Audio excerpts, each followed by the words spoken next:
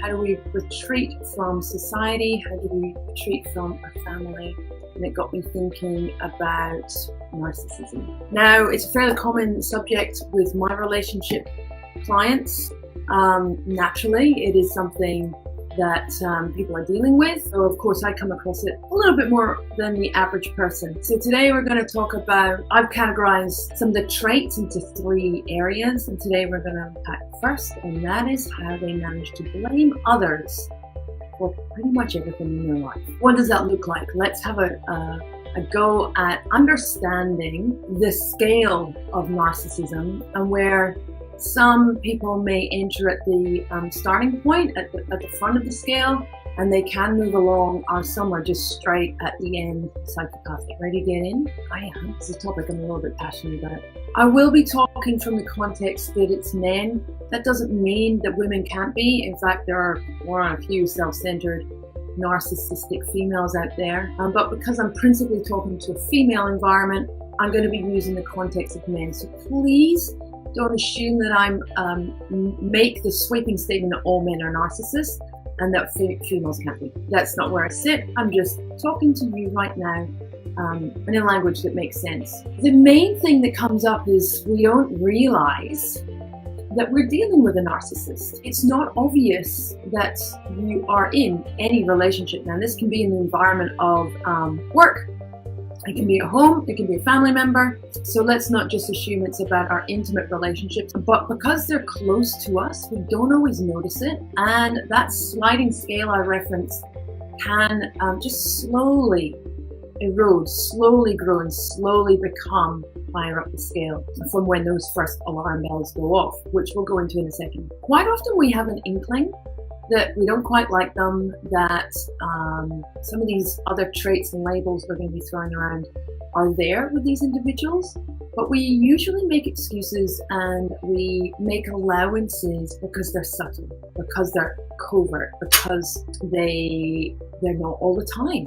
That's a big one. It's not constant. It's not 24/7. This is, enough that you've got, we're not quite sure about this individual, but not enough to make a change in your life around how much time you spend with them. And it usually starts with the term I call being prickly. They're a little bit sensitive about some things, and quite often it's around status type things. So finances are a big one. How they look in society is really important. If we're mentioning something that is in that spectrum of our life, that can be a really strong indicator early on that this person might have some self-respect and self-worth issues that then starts to come through narcissistic behaviors. So we start tiptoeing around one subject, and that can kind of then be a very clear indicator of what happens next. So what is a narcissist? It's usually somebody who has excessive interest in themselves. They think highly of themselves, and they are focused on their aspirations. Now, some top leaders in the world are massive narcissists, but they're declared, and they get ahead and they get results because of those traits. The difference is they do it and they switch it on and off in their business life and their personal life, and being a leader versus when they are managing their business. So sometimes those traits can work in the right environments, but if we look at the world famous narcissist, you might guess who this is. One of the most influential and powerful men in the world, far end of the spectrum, is Donald Trump. Some people may not have as many and as strong traits as those, but they're very clear. He's a very strong representation of a narcissist. Very egotistical and highly judgmental of others. If you look at some of those claims he makes, everything is around what he thinks, and people either get on board with it or they can get out. So I'm going to share a little story about myself.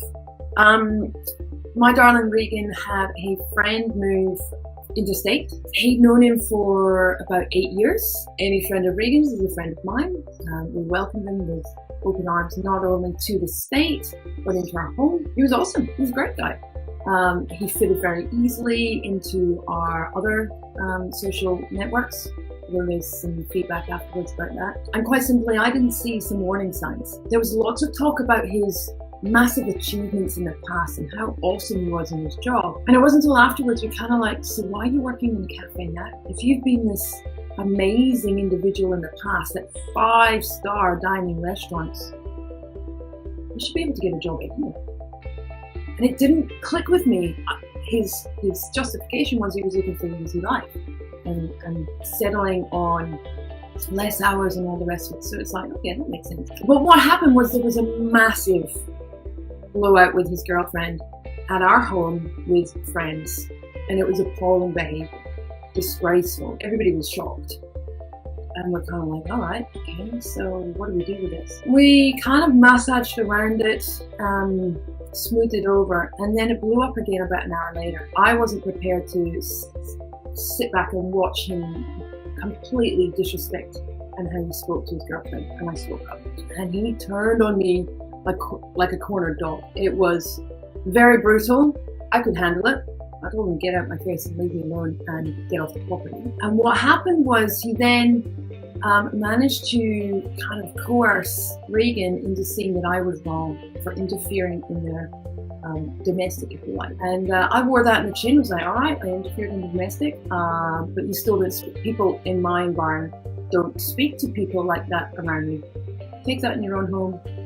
Don't approve of it, but you certainly don't get to conduct yourselves in front of me like that. And what we unpacked at the end, once it had all blown over and we started talking about it, I started kind of sharing some of these indicators I'm going to share with you. Regan was able to see that he had started to lay foundations of discrediting me in advance. And so he was saying things, and Regan was like, okay, so it's a personal, you two don't quite see eye to eye, but I didn't know any of this.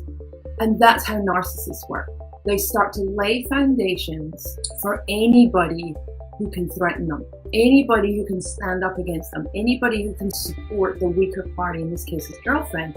I was empowering his girlfriend not to let him speak to her like that. And he turned on me because his controlling, which is the next video, desire was being challenged by somebody he clearly worked out. There's no way I was letting him control me, my thoughts, behave like that. And I stand up for my rights and what I believe in. And more importantly, we just respect one another. And so Regan started to kind of take these indicators that I kind of showed him, and he was able to identify, he's ticking all of these boxes. He must be a narcissist.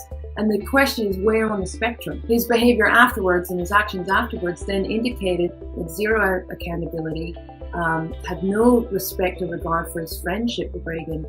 And there was no apology. There was nothing to smooth it over like normal friendships would do. And that's like, wow, I was drunk last night. I don't remember what happened. What happened? How did it get to that? I know there was a situation. Normal friendships would try and work out how you can smooth it over and move on.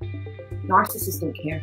They just cut loose and fly from there. And we make allowances because we think it's something we've done. We listen to the manipulation that's going on in the background. That is when you've got the full picture. It's a lot easier to look back and go, here are all the indicators lined up. It stacks up, the evidence is there. When you're in the middle, it's very hard. So what I want to do is give you a deep dive into these indicators so that you can understand and start looking for those warning signs. And then you can establish whether this is a person that you need to be aware of. The first thing they do is they blame others if something doesn't suit them or if something isn't right.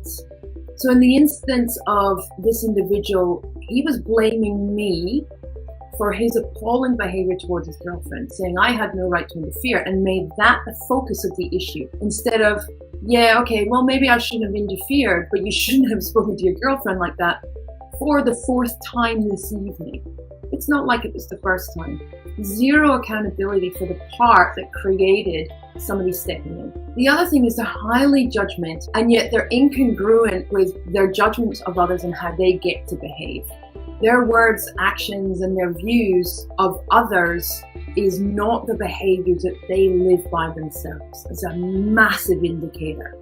Very, very judgmental, keen to point out everybody else's flaws. And it's like, well, hang on, you do that yourself. They do talk about their past wins. It's about status, about how we think of them, because they're trying to smooth us. They're trying to get us on board, and which links into the controlling next time of isolation. And if we think highly of them, we will value their opinion. And when they need us, for whatever reason, to back up their behaviors in the future, we're already on board. Quite often they will blame somebody else for how it ruined them. So my boss didn't understand me and sacked me, or my boss wouldn't allow the creativity that he promised me, or whatever that kind of scenario. It's like, well, hang on, the true picture, which we don't often get to see, is you're behaving inappropriately in the workplace, but you found an excuse, a way of telling a lie around the reality. So people kind of like, oh, your boss sounded like a shithead.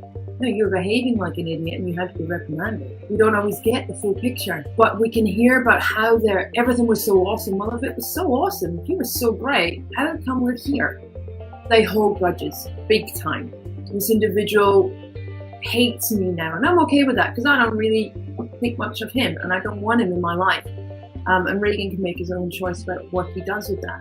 They hold grudges and then use that as evidence against you years after. Those are the indicators around this blame, this whole trait of blame. There's different aspects around how they view life, and it's usually centered around themselves, and anything that doesn't go right, there's a reason. It's because you did this, I had to respond that way. Because this happened, I had to step up and then create this drama. There's always a reason for their misconduct. It's usually escalated, it's usually aggression. That's quite a high indicator, because females generally aren't aggressive, so we see it and we put it down to male trait, or we put it down to drinking, or we put it down to family dynamic. No, the guy's just egotistical and wants it his own way. If you look at it, sometimes it's like a little boy having a tantrum in a big, grown-up, sometimes scary manner. So I hope that helped. It's about acknowledging within yourself that something doesn't feel right, and then using these indicators, and these are psychologically tested, proven. This isn't just my opinion. This is how it is assessed. And then you add it up, and then I created a document that has 13 indicators, and the more boxes they tick, the more indicators you have that you're working with somebody who's very hard to have a relationship with. And if this is your boss, or somebody you work closely with, it's going to be very difficult. You have to learn how to be manipulated and manipulate in terms of keeping the peace, of how to manage situations so you don't talk about their trigger subjects. And it's not easy. The more informed you are, the easier it gets. And then you can make decisions of how much time you spend with them and what you do with your life going forward. So I offer a gift of breakthrough calls, and these are 30-minute conversations, phone chats, where we can go through issues like this free of charge, where we can help you have a breakthrough, get some perspective shifts, ask me some questions, whatever it is in your life, not just about narcissists, anything, and for guidance, whether it's your professional or your personal life. All I do is you send me a PM and we'll set it up. Really simple.